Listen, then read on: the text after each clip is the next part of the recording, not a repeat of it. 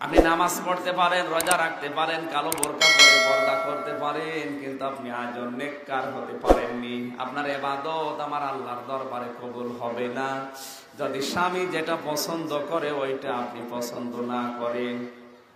বিশ্বনবী জানালেন একদিন, খাদিজা, রাতের বেলা যতবার এসেছি, যতদিন এসেছি, কোনদিন তোমাকে ঘুমন্ত অবস্থায় পাইনি, তুমি কি ঘুমাও না?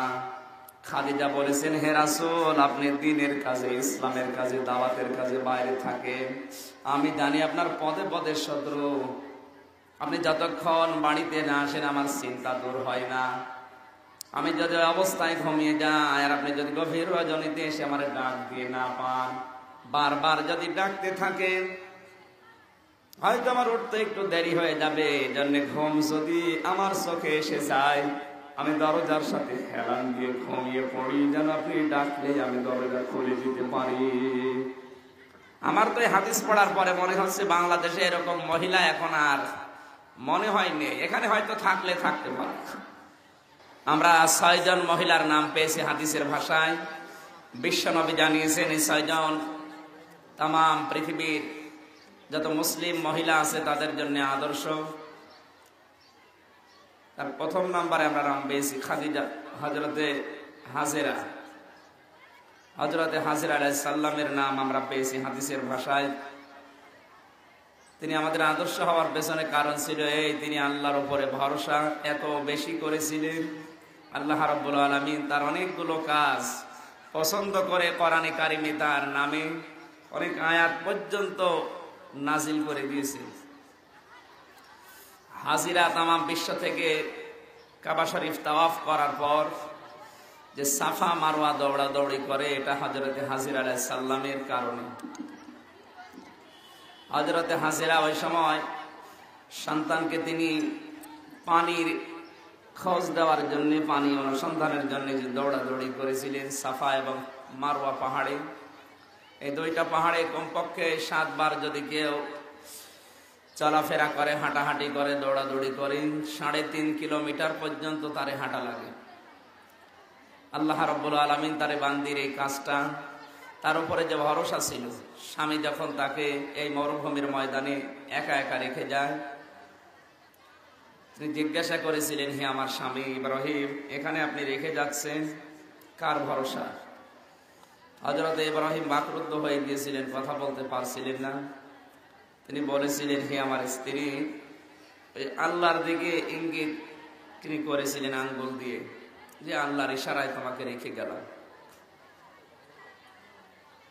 হযরতে হাজেরা ওই সময় তিনি স্বামীকে ডাক দিয়ে বললেন, স্বামী ইব্রাহিম, আপনি নিশ্চিন্ত মনে বাড়ি ফিরে যান, আমার আর আমার সন্তানের জন্য একটু চিন্তা করবেন না।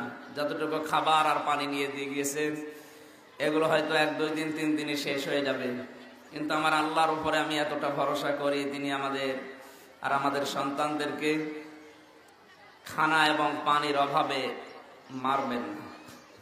আল্লাহ তার এই কথাটাকে এত বেশি পছন্দ করেছিলেন, আল্লাহর উপরে এই ভরসাটাকে। তিনি ওই দিন থেকে যা কিছু করেছিলেন, ওই কাবা শরীফের আশপাশ থেকে সবগুলো কাজ আমার আল্লাহ তাম দুনিয়ার মানুষের জন্য ইবাদত হিসাবে গণ্য করে দিয়েছেন। সুবহানাল্লাহ। আল্লাহ পাক বলেন, ইন্নাস সাফা ওয়াল মারওয়াতা মিন শাআইরিল্লাহ ফামান হাজ্জাল বাইতা আও ইতামারা ফালা জুনাহা আলাইহি আন ইয়াতাওয়াফা বিহিমা ওয়া মান তাতাওয়া খায়রান ফাইন্নাল্লাহা শাকিরুন আলীম। অবশ্যই সাফা আর মারওয়া তোমাদের জন্য নিদর্শন। আল্লাহ রাব্বুল আলামিন তার এই দৌড়াদৌড়িকে এত পছন্দ করেছিলেন, মুমিনদের জন্য এটা নিদর্শন বানিয়ে দিয়েছেন।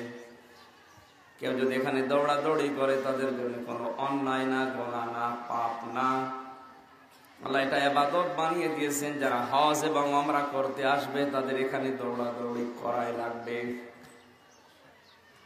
ওমান তাতাওয়া খায়রান ফাইন্নাল্লাহা শাকিরুন আলীম। কোন মানুষ যদি ইচ্ছাকৃতভাবে পৃথিবীতে ভালো কাজ করে, তার পুরস্কার, তার সম্পর্কে আমার আল্লাহ অবগত আছেন। সুবহানাল্লাহ। মা বোনের, এখান থেকে আপনি যেটা নিতে পারেন, পৃথিবীতে অনেকে হয়তো স্বামী রেখে চলে যায় ইব্রাহিম আলাইহিস সালামের মতো দূর দেশে, বা কর্মজীবনের জন্য। আপনি ভরসা করে থাকবেন আল্লাহর উপরে। আপনার ভরসাটা যত বেশি ডেফলি হবে, মহান আল্লাহর রহমত আপনার দিকে তত বেশি আসতে থাকবে। আল্লাহ যেন হাজেরার মতো আপনার ঈমান এবং তাওয়াক্কুল যেটা আছে, ভরসা, এটা বাড়িয়ে দেন। আমিন। দ্বিতীয় নাম্বারে যে মহিলার নাম আমরা পেয়েছি তার নাম হযরতে আসিয়া। এখানে যারা পুত্রবধূ আছেন তাদের জন্য হযরতে আসিয়া উজ্জ্বলতম দৃষ্টান্ত। তিনি তার ঈমানের উপরে টিকে থাকার জন্য যে পরীক্ষা দিয়েছিলেন, পৃথিবীতে এরকম পরীক্ষা খুব কম মানুষ দিয়েছে। আল্লাহ রাব্বুল আলামিন খুশি হয়ে তার নাম পর্যন্ত কোরআনে কারিমে, যদিও নাম ধরেননি কিন্তু ইঙ্গিত দিয়েছেন তাকে দিয়ে। অদরাবাল্লাহু মাসালাল লিল্লাযিনা আমানু মারওয়াতা ফিরআউন ইয ক্বালাত রাব্বি ইবনি লি ইনদাকা বাইতান ফিল জান্নাহ ওয়া নাজ্জিনি মিন ফিরআউনা ওয়া আমালিহি ওয়া নাজ্জিনি মিনাল কওমিজ জালিমিন। আল্লাহ রাব্বুল আলামিন বলেন, ঈমানদার যারা, সে নারী হোক আর পুরুষ হোক, তাদের জন্য আমি আসিয়াকে দৃষ্টান্ত বানিয়ে দিলাম। তার স্বামী তার উপরে এত অত্যাচার করেছিল ঈমানের কারণে। হযরতে আসিয়ার একটা বান্ধবী ছিল, বান্ধবীর কোলে একটা সন্তান ছিল। এই দুই বান্ধবী মিলে আল্লাহর প্রতি ঈমান আনার কারণে তাদের দুইজনকে স্বামী ফেরাউন নামক এই জালিম লোকজন দিয়ে তাদেরকে গরম তেলের ভেতরে প্রথমে সন্তানটাকে, এরপরে হযরতে আসিয়ার বান্ধবীকে। হযরতে আসিয়ার সামনে যখন দেখালেন, এই দেখো তোমার বান্ধবী এবং তোমার বান্ধবীর সন্তানের যে অবস্থা করেছি, তুমি যদি এই মুহূর্তে আল্লাহর প্রতি ঈমান ছেড়ে না দাও, তোমার অবস্থা ঠিক এইরকম করা হবে। হযরতে আসিয়া যখন মানতে রাজি হননি, তাফসীরে মারিফাতুল কোরআনে আমি দেখেছি ফেরাউন নামক এই বর্বর অসভ্য অমানুষটা হযরতে আসিয়া রাদিয়াল্লাহু তাআলা আনহাকে তার হাতের ভেতরে প্রেক লাগিয়েছে, পায়ের ভেতরে প্রেক লাগিয়েছে, লোহার শলাকা, এমনকি মাথার উপরে যে গরম তেল ঢেলে দিয়েছে।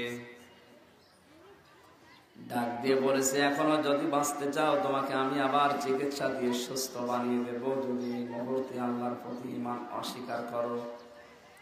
হযরতে আসিয়া এত কষ্ট, মহান আল্লাহ পাক জিবরাইলকে জান্নাতটা তুলে নিয়ে পাঠিয়ে দিলেন।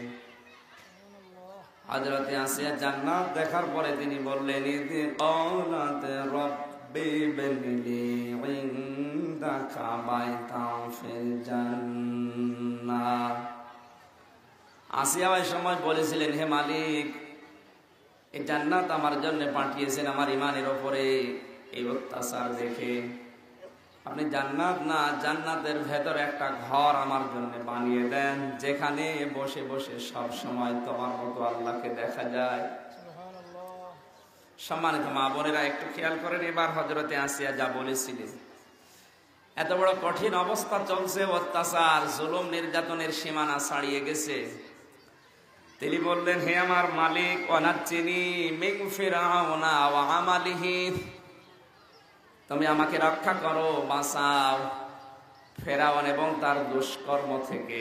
সে যা কার্যক্রম করেছে এ পর্যন্ত আমার উপরে, তার এই দুষ্কর্ম থেকে, দুষ্কৃতি থেকে তুমি আমার রক্ষা করো। আর সে যাদেরকে দিয়ে জুলুম করে আমার উপরে, এই জালেম সম্প্রদায় থেকে তুমি আমাকে বাঁচাও।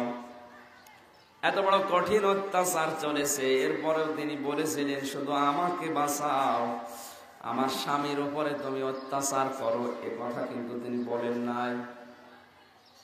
আপনার যে আদর্শ হবে হযরতে আসিয়া, এই কারণে আপনার ঈমান হযরতে আসিয়ার মতো হয়তো না, আপনি টিকেও থাকতে পারবেন না।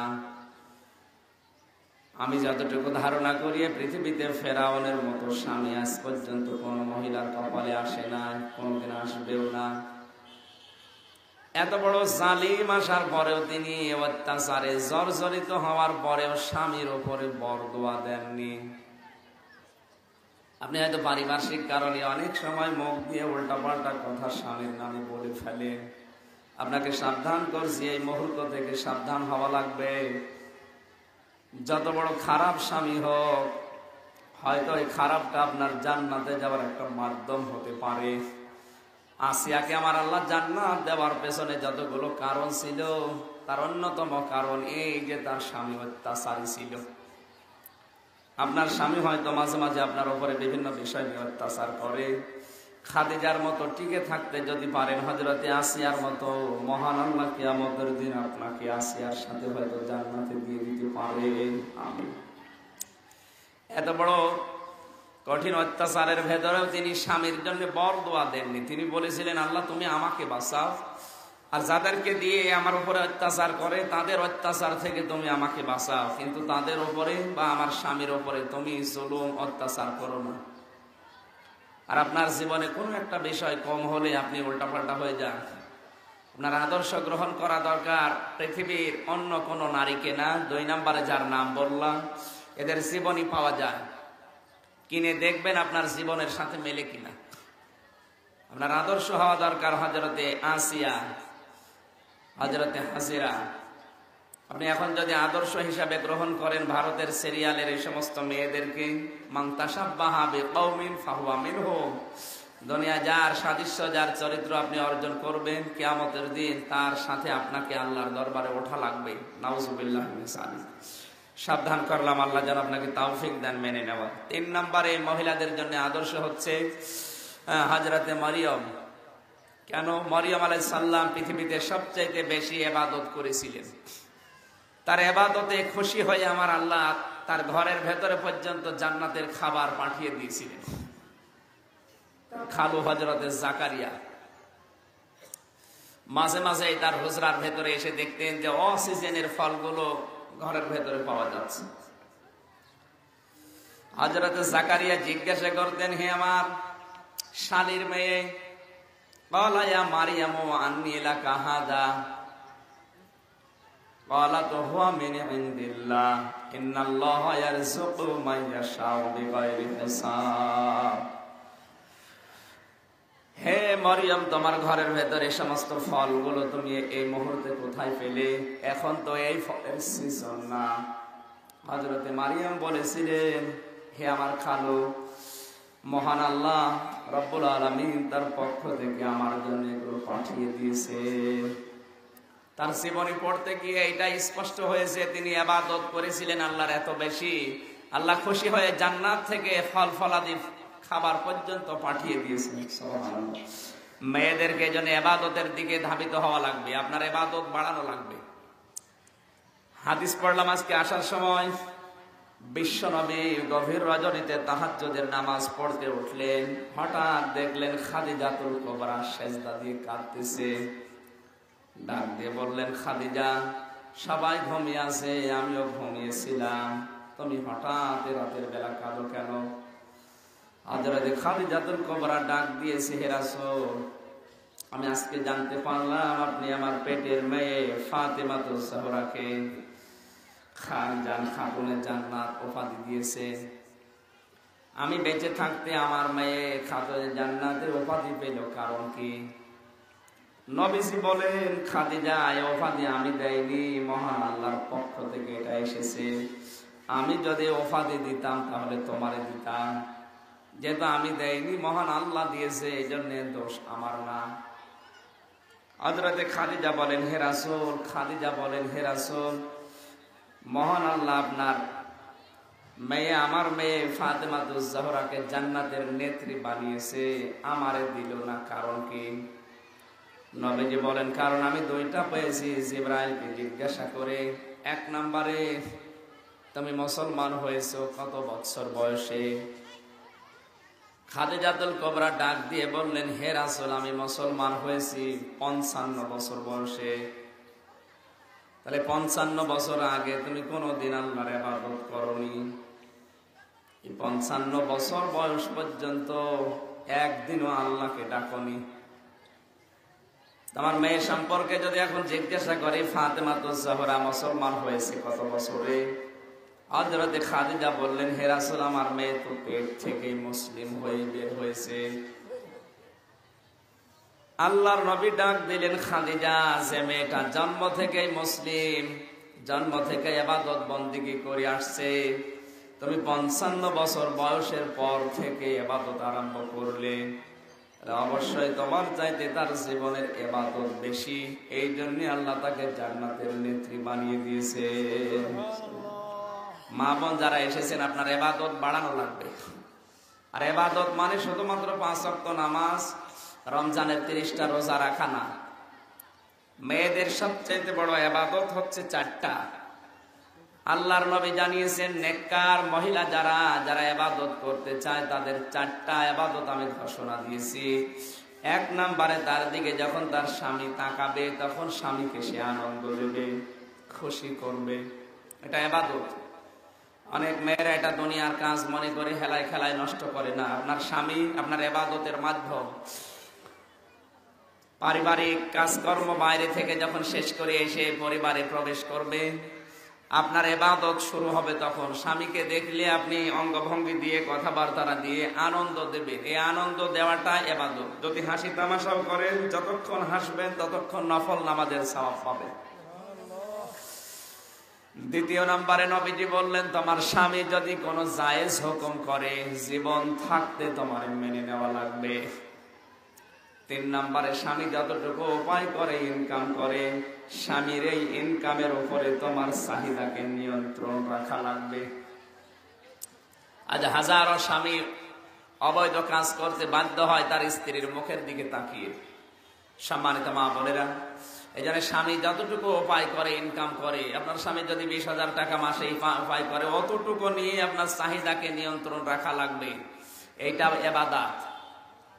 4 নম্বরে স্বামী যেটা পছন্দ করে, আপনাকে ওইটা পছন্দ করা লাগবে। বাংলাদেশে আমি সহ যত স্বামী আমরা আছি, প্রত্যেক স্বামী পছন্দ করি যে বিয়ের পরে আমার মা বাবা যেন আমার সাথে থাকে।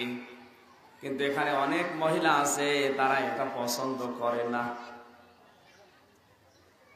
আপনি নামাজ পড়তে পারেন, রোজা রাখতে পারেন, কালো বোরকা পরে পর্দা করতে পারেন, কিন্তু আপনি আজও নেককার হতে পারেননি। আপনার ইবাদত আমার আল্লাহর দরবারে কবুল হবে না যদি স্বামী যেটা পছন্দ করে ওইটা আপনি পছন্দ না করেন।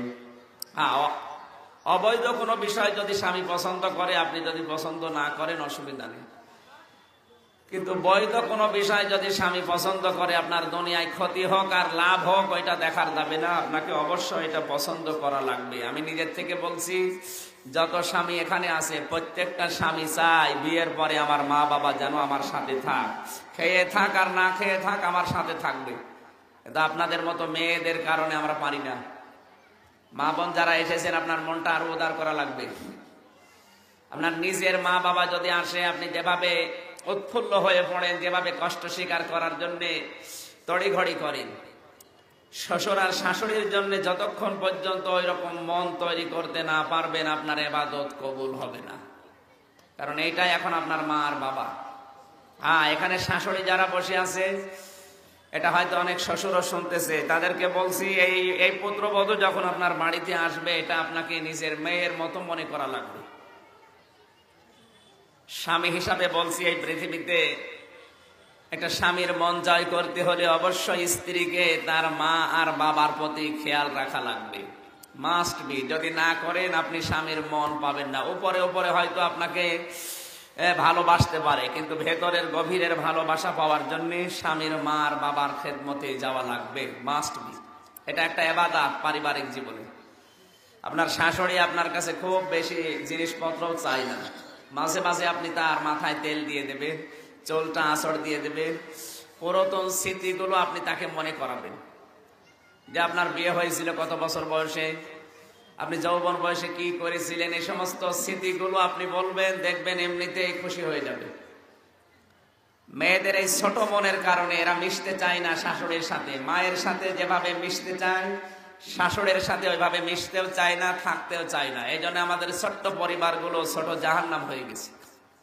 আল্লাহ আমাদের মেয়েদেরকে হযরতে মরিয়মের মতো যেন বানিয়ে দেন। সবাই বলেন আমিন। আপনি হয়তো আর 30 বছর পরে দুনিয়ায় থাকবেন না। এখন যারা পুত্রবধূ এখানে আছে, খুব বেশি হলো না 40 বছর সংসার করবেন, এরপরে আপনি মারা যাবেন। মাত্র 40টা বছরের কারণে আপনি একটা জাহান্নাম উপায় করে যাচ্ছেন। এই জন্য জাহান্নাম যেন আপনার ভাগ্যে না আসে, আপনি সংশোধন হয়ে যাবেন। আল্লাহ তৌফিক দিন, আমিন। তৃতীয় নম্বরে মেয়েদের জন্য আদর্শ নবীজি ঘোষণা দিয়েছেন তার স্ত্রী খাদিজাতুল কুবরাকে। আপনার আদর্শ হবে খাদিজাতুল কুবরা রাদিয়াল্লাহু তাআলা আনহা। তিনি তার স্বামীর প্রতি ভক্তি শ্রদ্ধা এত বেশি দিয়েছিলেন, ইতিহাস হয়ে আছে।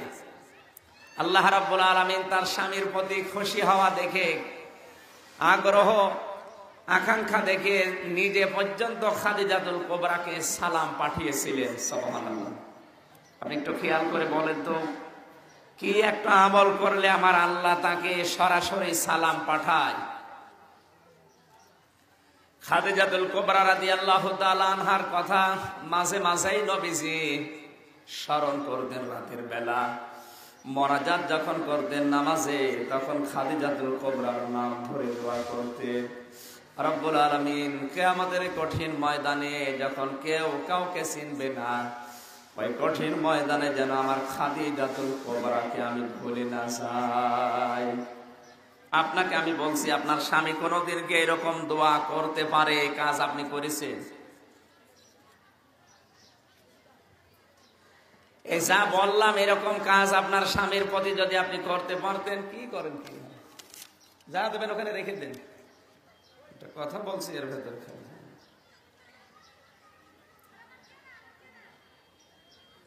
সম্মানিত মা বোনেরা, স্বামীর প্রতি ভক্তি শ্রদ্ধা কি থাকলে তার স্বামী মোনাজাতে মৃত্যুর পরেও তার জন্য দোয়া করে? আমার তো মনে হয় এখানে যারা বউ বসে আছে, আপনি যদি মারা যান আর আপনার স্বামী যদি আর একটা বিয়ে করে, আপনার জীবনে আপনার নামই মুখে আনবে না।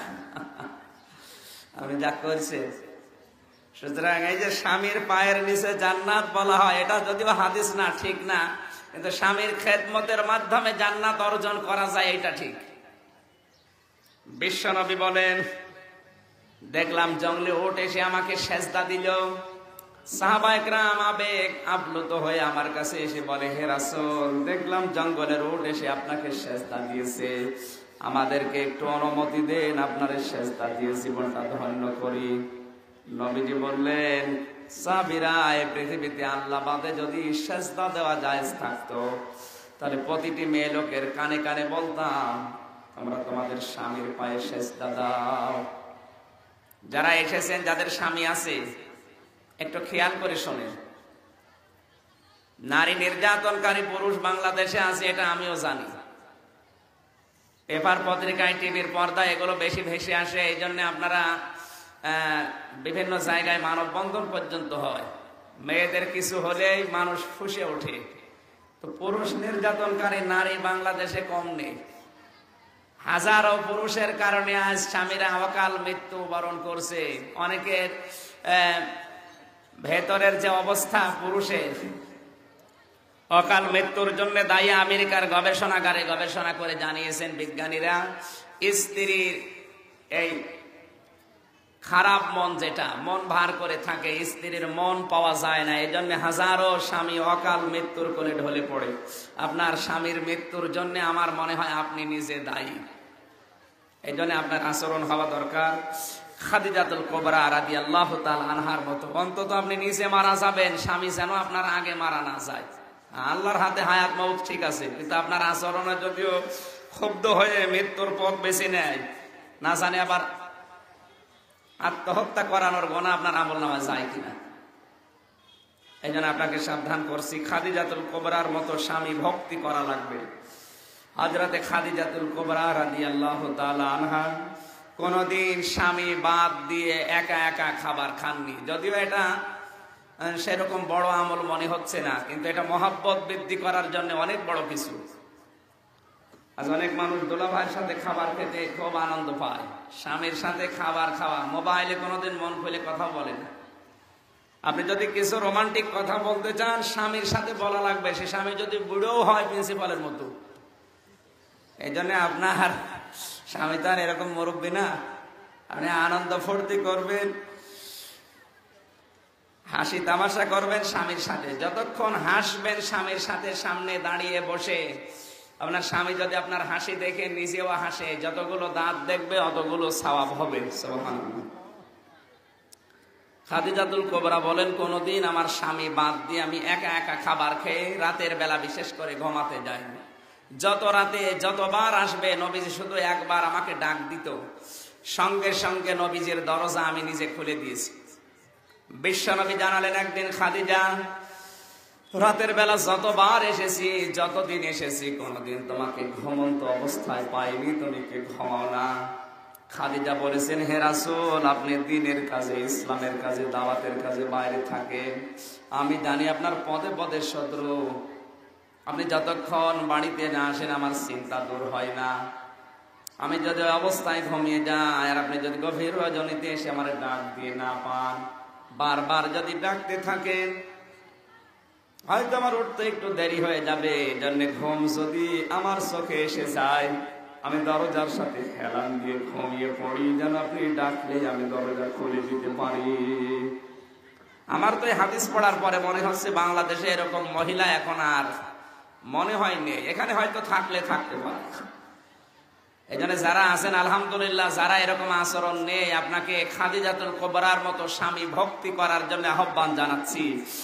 কোরআন শরীফ পড়ে আমি একটা বিষয় ক্লিয়ার, যতগুলো মহিলার নাম আল্লাহ কোরআনে দিয়েছেন, ওই সমস্ত মহিলাদের স্বামী নেই, তাই জন্য ওদের নাম কোরআনে আল্লাহ দিয়েছে। কোরআনে আল্লাহ যে সমস্ত মেয়েদের নাম দিয়েছেন তাদের স্বামী নেই, যেমন মরিয়ম, তার নাম কোরআনে আছে কিন্তু স্বামী নেই। বাকি যে সমস্ত মেয়েদের নাম কোরআনে আল্লাহ দেয়নি, ইনডাইরেক্ট দিয়েছে, তাদের স্বামী আছে, এই জন্য তাদের কোরআনে নাম দেয়নি। আবু লাহাবের নাম আল্লাহ কোরআনে দিয়েছেন, এই জন্য তার স্ত্রীর নাম কোরআনে দেয়নি, দিয়েছেন অমরাতুহু, আবু লাহাবের স্ত্রী। তার নাম যে উম্মে জামিল এটা জানতেন, কিন্তু তার নামটা আল্লাহ কোরআনে দেয়নি। তাফসিরে মুফাসসিরিন ইকরাম লিখেছে, যে সমস্ত মেয়েদের স্বামী আছে তারা এতিম না, দুনিয়ায় তাদের আর কিছু না থাক, অন্তত শ্রেষ্ঠ সম্পদটা আছে, এই জন্য আল্লাহ কোরআনে তাদের নাম উল্লেখ করেন। এই জন্য যাদের স্বামী আছে আপনি অ্যাক্টিভ হয়ে থাকবেন তার ইবাদতে, তার খেদমতে, তার সেবায়, আপনি জান্নাত অর্জন করার জন্য আল্লাহ যেন আপনাকে খাদিজাতুল কুবরার মতো তৌফিক দেন, আমিন। 5 নম্বরে যে মহিলার নাম আমরা পেয়েছি তার নাম হচ্ছে হযরতে আয়েশা সিদ্দিকা রাদিয়াল্লাহু তাআলা আনহা। আয়েশাকে আল্লাহ পাক তার নবীর মাধ্যমে পৃথিবীতে আদর্শ বা মডেল বানিয়ে দিয়েছেন। কারণ কি? হযরতে আয়েশার জীবনে এমন এমন কিছু কাজ আমার আল্লাহ ঘটিয়েছে, যেগুলো কোরআনে কারিমে আয়াত নাযিল করে আল্লাহ রাব্বুল আলামিন চিরন্তন করে দিয়েছে। তার ভেতরে তায়াম্মুমের বিধান, এটা হযরতে আয়েশার কারণে আমরা তায়াম্মুমের বিধান পেয়েছি। এর আগে পানি না থাকলে ওযু ছাড়া নামাজ পড়া বড় কঠিন হয়ে যেত। একবার হযরতে আয়েশার হার হারিয়ে গিয়েছিল, হার খুঁজতে খুঁজতে মাগরিবের সময় প্রায় শেষ। সবাই গিয়ে আবু বকর রাদিয়াল্লাহু তাআলা আনহুকে ডাক দিয়ে বললেন, আপনার মেয়ের কারণে আজ আমরা মাগরিবের নামাজ হারালাম, সব দোষ আপনার মেয়ের। হযরতে আবু বকর মেয়েকে ডাক দিয়ে বললেন, একটু সতর্ক থাকতে পারো না? তোমার কারণে আজ আমাকে মানুষেরা উল্টা পাল্টা কথা বলে, তুমি যদি সতর্ক থাকতে, হারটা যদি হারিয়ে না ফেলতে, আজকে মাগরিবের এই নামাজটা আমাদের ফরজ হয়ে যেত না। প্রায় শেষ অবস্থা। সঙ্গে সঙ্গে মহান আল্লাহ তায়াম্মুমের বিধান নাযিল করে নবীজিকে জানিয়ে দিলেন, হে নবী, আয়েশার প্রতি আমি আল্লাহ এত খুশি, মাগরিবের নামাজ শেষ হওয়া লাগবে না। যাদের পানির ব্যবস্থা নেই আপনি সাহাবীদেরকে বলেন পবিত্র মাটি দিয়ে যেন তারা তায়াম্মুম করে নামাজ শেষ করে নেয়। হযরত আয়েশা জানে মাঝে মাঝে বলতেন, নবীর সাহাবীরা, যদিও আমার হার হারিয়ে গিয়েছিল, কিন্তু তার মাধ্যমে তোমরা তায়াম্মুমের বিধান পেয়েছো, নয়তো তোমাদের ইবাদত করা বড় কঠিন হয়ে যেত। এখানে যে সমস্ত মেয়েরা মাসে 3 দিন, 7 দিন, 10 দিন বাদ দিয়ে, আর সন্তান হওয়ার পরে 40 দিন, এই সময়টা বাদ দিয়ে যদি আপনি ওযু গোসল করতে না পারেন রোগের কারণে বা পানি না পাওয়ার কারণে, এভাবে যদি আপনার শেষ জীবন পর্যন্ত এসে যায়, সারা জীবন আপনি তায়াম্মুম করে নামাজ আদায় করতে পারবেন, কোনো অসুবিধা নেই। এখানে নামাজ গুরুত্বপূর্ণ বিধান, যেহেতু ইবাদতটা আদায় করতেই হবে। পানি অনেক সময় হয়তো পাওয়া যায় না, অনেক সময় ডাক্তাররা নিষেধ করে যে পানি স্পর্শ করা যাবে না। এ সময় তায়াম্মুমের বিধান হচ্ছে পবিত্র মাটি দিয়ে বা মাটি জাতীয় কোনো বিষয় দিয়ে। আপনি প্রথমে নিয়ত করবেন, আমি তায়াম্মুমের দ্বারা পবিত্র হওয়ার ইচ্ছা পোষণ করছি। দ্বিতীয় নম্বরে মাটির উপরে এই দুই হাত জোরে লাগাবেন। এরপরে হাতটা কোন পর্যন্ত মাসা করার পরে মাথার মুখটা মাসায় করলে আপনার ওযুর কাজ হয়ে যাবে। এটা যদি একদিন দুই দিন না, আপনি যদি মরণ পর্যন্ত এইভাবেই করে যান, পানি স্পর্শ করতে না পারেন, তাহলে আপনি এইভাবে ইবাদত করবেন, আল্লাহ কবুল করবে ইনশাআল্লাহ। নামাজ এত গুরুত্বপূর্ণ একটা বিধান, মেয়েদের এই বিষয়ে একটু গাফিলতি দেখা যায়। এরা রোজা রাখে অনেক বেশি, নফল, সুন্নত, মুস্তাহাব, এমনকি হারাম রোজাও রাখে, কিন্তু নামাজের বেলায় খুব ঝামেলা আছে। মেয়েদের নামাজের গুরুত্ব দেওয়া লাগবে। হাদিস, আল্লাহর নবী বলেন, মেয়েদের যখন সন্তান পৃথিবীতে আসে তখন প্রথমে পানি দেখা যায়, এরপরে রক্ত দেখা যায়, এরপরে সন্তানের মাথা দেখা যায়। নবীজি বলেন, যদি প্রথমে যে পানিটা আসে এই অবস্থায় যদি নামাজের সময় হয়ে যায়, ওই মেয়েকে তোলার ভেতরে বিছিয়ে দিয়ে বলো তাকে নামাজ আদায় করতে। অনেকে ঝগড়া করতে করতে অথবা হাঁসের খাবার, মুরগির খাবার দিতে দিতে মাগরিবের নামাজ শেষ করে দেয় না। গুরুত্বপূর্ণ এই বিধানটা আপনাকে গুরুত্ব দেওয়া লাগবে। আমি এখন একটা কথা বলছি, এটা যদিও কোরআন হাদিস না, তারপরে শিক্ষার জন্য বলছি। সময় মতো নামাজ কিন্তু ফরজ। ওই একবারে জোহর আসর পড়ে নিলাম, মাগরিব এশা একবারে না, আপনার নামাজ হবে না। ইন্নাস সালাতা কানাত আলাল মুমিনিনা কিতাবাম মাওকুতা, নিশ্চয় নামাজ মুসলমান নারী এবং পুরুষের জন্য নির্ধারিত সময় আল্লাহ লিখে দিয়েছেন। এটা দলিল, সই স্বাক্ষর করে একেবারে স্ট্যাম্প করে দিয়েছেন, এই জন্য কিতাবাম মাওকুতা দিয়েছেন। আলেক বান্দি মারা যাবার পর কবরে রেখেছে, তার ভাই যখন কবরে রাখতে চায় তখন তার পকেট থেকে একটা কাগজ পড়ে যায়, গুরুত্বপূর্ণ একটা কাগজ, যেটা অফিসে ওটা না থাকলে ঢুকতে দেয় না। মাটি দেওয়ার পরে সকালবেলা 10টার দিকে অফিসে যাবে ওর ভাই, কিন্তু সেই কাগজটা পাচ্ছে না, কোথায় গেল। মনে করতে করতে হঠাৎ স্মরণ হয়েছে যে আমার কাগজটা আমার বোনকে কবরে যখন রাখতে চায় তখন হয়তো পড়ে গিয়েছিল। সঙ্গে সঙ্গে ওখান থেকে আসলেন কবরস্থানে, বনের কবর তিনি একটা একটা করে মাটি সরাতে লাগলেন। কিন্তু দৃশ্যটা ভয়ঙ্কর। এটা কিন্তু কোরআন হাদিস না, শিক্ষার জন্য বলছি। হঠাৎ তাকিয়ে দেখলেন কবরের ভেতরে কান্নার আওয়াজ আসতেছে। নিজের কাফন গুলো দাঁত দিয়ে টেনে টেনে মেয়েটা ছিঁড়ছে। কবরের চারিদিকে দাও দাও করে আগুনও জ্বলছে। চিৎকার করে আল্লাহু আকবার বলে দৌড় দিয়ে মায়ের কাছে এসে বলে, মা, আমার এই বোন কোনো হারামি কাজ করেছিল দুনিয়ায়। মা বলে, না, একে কোনো হারাম কাজ করতে আমি অন্তত দেখিনি, তবে একটা কাজ আমার চোখে ধরা পড়েছে। ও নামাজও পড়তো, রোজাও রাখতো, পর্দাও করতো, কিন্তু নামাজটা সময় মতো পড়তো না। জোহরের নামাজ পড়তো আসরের সময়, আসর পড়তো মাগরিবের সময়। আমার মনে হয় নামাজ যে গুরুত্বপূর্ণ বিধান, এর গুরুত্ব না দেওয়ার কারণে, সময় মতো না পড়ার কারণে মহান আল্লাহ তাকে শাস্তি কবরে দিচ্ছে। মৌলভীবাজারবাসী মা বোনেরা নামাজ পড়েছে, কিন্তু সময়টার গুরুত্ব না দেওয়ার কারণে আল্লাহর এই আয়াতটা, সূরা নিসার 103 নম্বর আয়াত, ইন্নাস সালাতা কানাত আলাল মুমিনিনা কিতাবাম মাওকুতা, নামাজ পড়েছে, সময়ের গুরুত্ব না দেওয়ার কারণে যদি আল্লাহ কবরে শাস্তি দেয়, আপনারা যারা নামাজই পড়েন না তাদের তো কোনো শাস্তি হবে না। আশা করছি আপনি গুরুত্ব দেবেন। অফিসে 7 দিনের 2 দিন যদি কেউ না যায়, সপ্তাহে যদি 2 দিন অফিসে না যায়, এমডি ম্যানেজার যিনি আছে জিজ্ঞাসা করবে, কি অফিসে আসলে না কেন 2 দিন?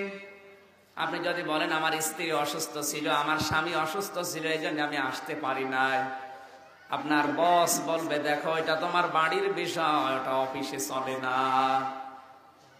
আবার পরবর্তী সপ্তাহে যদি আপনি 2 দিন কামাই করেন, ম্যানেজার ডাক দিয়ে বলবে, বেটা তোর 2 দিনের বেতন কেটে বাদ দিয়ে দিলাম, যা। মা বোন যারা এসেছেন একটু খেয়াল করেন তো, মাত্র 2 দিন অফিসে না গেলে যদি কৈফিয়ত দেয়া লাগে, আপনার যত বিপদ হোক, ওই বিপদের কথা অফিসের লোক শুনতে না চায়, বস স্যার 2 নম্বরে বেতন পর্যন্ত কেটে বাদ দিয়ে দেয়। এমনকি 3য় সপ্তাহে যদি আপনি অফিসে আসতে দেরি করেন, আপনাকে বলবে আগামী মাস থেকে আর তোমার আসার দরকার নেই, তোমার চাকরি শেষ। অফিসে আপনি মাসে মাত্র 2 দিন কামাই করেছিলেন, এই জন্য যদি চাকরি বাদ দিয়ে দেয়, আপনাকে আর অফিসে আসতে না দেয়, আপনি নারী হন আর পুরুষ হন, মহান আল্লাহ কিন্তু 5 বার আপনাকে দিনের ভেতরে তার অফিসে মসজিদে ডাকে। 7 দিন অনেকে নামাজ পড়ে না, শুধু জমান নামাজ পড়ে। 5-7টা 35 নামাজ, 35টা বিধান আল্লাহর ফরজ ছিল আপনার উপরে, একটাও আপনি মানেননি। শুধু জমার দিন নামাজ পড়ে আদায় করাতে চান যে আল্লাহ আমি তোমাকে সেজদা দেই। না, এটা নামাজ না, এটা লোক দেখানো, এটা রিয়া, হবে না। সপ্তাহে মাত্র 2 দিন কামাই করলে যদি তার বেতন কেটে বাদ দিয়ে দেয়, কৈফিয়ত দেওয়া লাগে, এমনকি চাকরি চলে যায়। আপনি 7 দিন পড়েন না, শুধু সপ্তাহে জমার দিনে আসেন, আপনারও তো চাকরি অন্তত থাকার কথা না? এতটুকুই না, আপনি যখন ওখান থেকে বের হয়ে খাবার খেতে গেলেন, খাবারটা মুখে দেবেন, হঠাৎ আপনার মনে হচ্ছে আল্লাহ মাত্র অফিসে 2 দিন যাইনি, এই জন্য আমার বেতন কেটে বাদ দিয়ে দিয়েছে, আমার রিজিক বাদ দিয়ে দিয়েছে, অথচ তোমার আমি কোনোদিন সেজদা দিলাম না, তুমি আজ পর্যন্ত আমার রিজিক কেটে বাদ দিয়ে দাওনি। নামাজ গুরুত্বপূর্ণ একটা বিধান, আল্লাহ মানুষকে ছাড় দিয়েছে কিন্তু ছেড়ে দেয় না। এই জন্য নামাজ, মুসলিম মেয়ে যারা আছেন, আমি নামাজের কথা মেয়েদেরকে পুরুষদেরকে বলি না, কারণ মুসলমান দাবি করে যদি নামাজই না পড়ে তো ওর আর কাফেরের ভেতরে পার্থক্য কি? এই জন্য নামাজ আদায় করা লাগবে, মাস্ট বি, নামাজ পড়াই লাগবে। এটার জন্য ওয়াজ করার দরকার নেই। যারা নামাজ পড়বে না ও মুসলমান দাবি করলেও জাহান্নামে সাকার নামক যে জাহান্নাম আছে এর দরজা দিয়ে তাকে আল্লাহ প্রবেশ করাবে। নাউজুবিল্লাহ মিন যালিক। আপনার যত বড় গুরুত্বপূর্ণ কাজ থাক, অন্তত ফরজ নামাজটা যেভাবেই হোক পড়ে নেবেন। আপনি যদি খুব বেশি ব্যস্ত থাকেন, দরকার হয় বসে, দরকার হয় ইশারায়, তাও ফরজ নামাজ পড়াই লাগবে। সফরে